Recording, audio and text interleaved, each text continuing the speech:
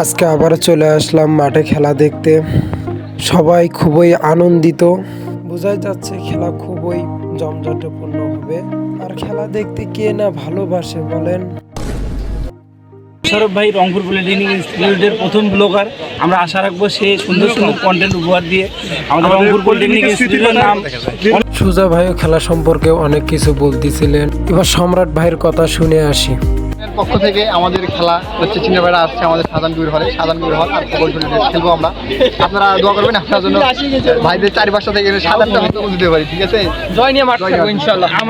খেলার আগ মুহূর্তে একে অপরের সাথে আলোচনা করে নিচ্ছে কে কিভাবে খেলবে বা কে কোন পজিশনে খেলবে। এখন খেলার জন্য দল প্রস্তুত, উভয় দল ফটোশুটও করতেছে। ইনি হলেন আমার রুমমেট। খেলা শুরু হবে দেখে আমি গ্যালারি দিকে চলে আসলাম। গ্যালারিতে এসে দেখি অনেকে দর্শক। এদিকে খেলা শুরু হয়ে গেছে, অনেক সুন্দর খেলা হচ্ছিল। শাহজাহান কবির ছাত্রাবাস অনেক ভালো খেলতেছিল ভাইদের চেয়ে।